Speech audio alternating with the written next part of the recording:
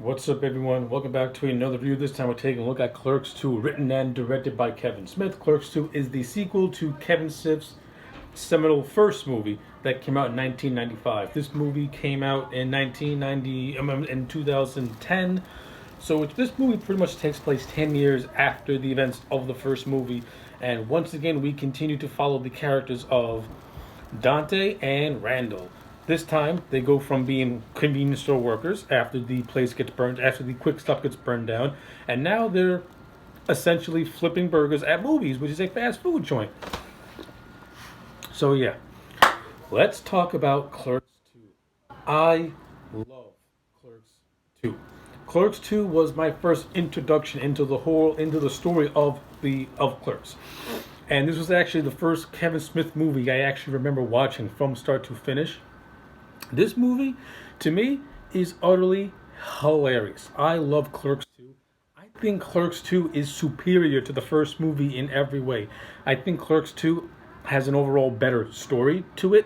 I think the examination of Dante and Randall is greatly explored in this movie, and I think it just handles a lot of more character moments much more better and much more interesting as opposed to that first movie.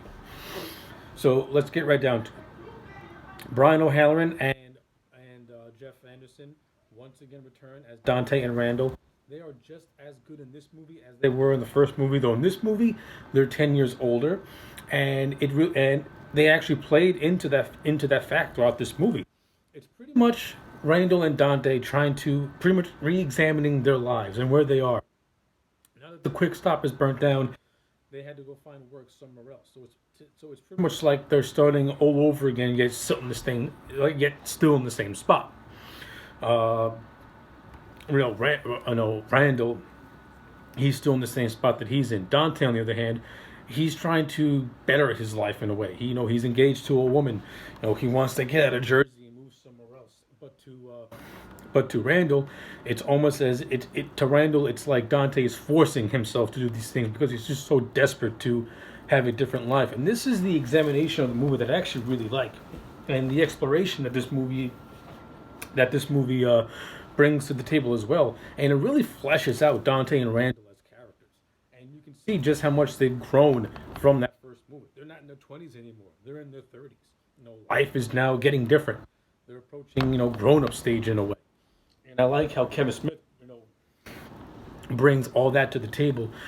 And it really gets greatly examined in the third act where Randall and Dante are in a jail cell hashing out everything. And that's where we really see these two characters. They're not who they were in that first movie. They're on completely different paths and something else in general. And the performances by O'Halloran and Anderson, fantastic. Just as good, like I said, just as good as the first movie as they in this one. That's what they are. Oh, sorry for the mix-up. They're just in good. They're just as good in this movie as they were in the first movie. Though again, much better in this one. But that's not to take away from a very good supporting cast. Uh, Jason Mewes and Kevin Smith once again return to their iconic roles as Jay and Silent Bob, and I love them in this movie. I love the fact that Jay is pretty much playing like a born again Christian type of character, yet he's still dealing. I think that's utterly hilarious. Kevin Smith as Bob, his mannerisms and the chemistry he has with Jason Mewes is fantastic. You can't go wrong with it. Like I said, Jason Mewes is like the over the top guy, and you got Kevin Smith as Silent Bob, who only talks when necessary. But it's Kevin Smith's facial expressions and mannerisms that make Silent Bob stand out as a character. No different as it is in this movie. No complaints whatsoever. This movie also has a cameo from Jason Lee Scott, not Jason Lee Scott. Why can't I from Jason, not Jason Lee. I can't remember what his name is for some reason. Why I don't know why his name is skipping my brain. He played T.S. Quint in Mallrats. He makes an appearance in this movie as a character named Picklefucker, and that whole segment is utterly hilarious when they explain the origins of Picklefucker. Funny stuff. Great scene, by the way. Rosario Dawson's in this movie, who plays the character of Becky, who is actually Randall. And this is where the movie actually does get interesting with its love triangle. So Dante is engaged to this woman, but he has feelings for this other woman named Becky, played by Rosario Dawson. And I think the triangle is handled much better here, because Dante has two different types of relationships with both these girls.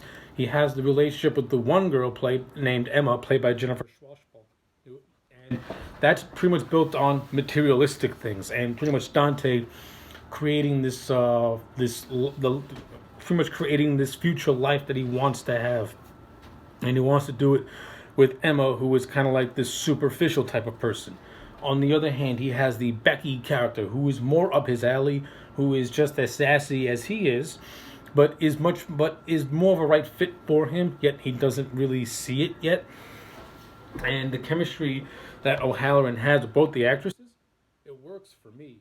And I think it also has a very decent payoff. It has a very decent payoff too, with Dante making the right choice and choosing Becky over Emma. So I like how all that was handled as well. I thought that was handled really well as well. The jokes and gags in this movie are hysterical. There's this character named Elias, who's like this little kid, who's like this teenager working at movies, and he hangs out with Randall way too much. And pretty much Randall sees this kid Elias as his new Dante in a way.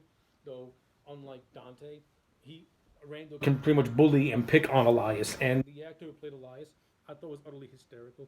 Just this innocent kid hanging out with this bombastic personality in Randall. I thought the chemistry is actually really good between the two. I was amazed. And the jokes still hold up in this movie, man, to me at least. I think probably the funniest one is where you get a Star Wars versus Lord of the Rings scene, which is one of the more famous scenes in this movie, which is hysterical. You get the infamous porch monkey scene, which is outstanding, and I love that scene so much. And you get the infamous interspecies erotica scene, which you need to see it to believe it. It is the calling card of Clerks II. It is ridiculous. It is stupid. But goddamn, is it ever so memorable? That's how. And when you actually watch the movie, it's like, okay, this scene is ridiculously stupid, but it's gonna stay with you. That's how memorable it is. And you also get like this random musical to ABC to the Jackson 5's ABC, which to me just happens out of complete nowhere, and it is kind of random. And me personally, it's well choreographed, but I don't think it was really necessary, to be honest with you. I didn't really care for it.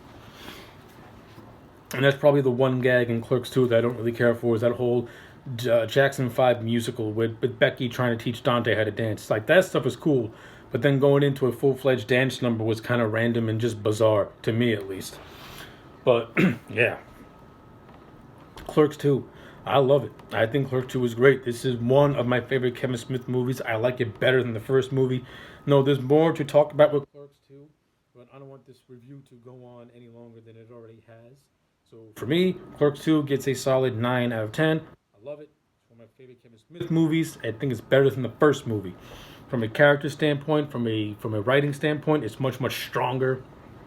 In terms of memorable moments, I think Clerks 2 has more of those in spades. And also, to me, Clerks 2 is pretty much, it has more heart, and you can tell that Kevin Smith put a lot into it, into really making these characters feel 10 years older by having them re-examining their lives.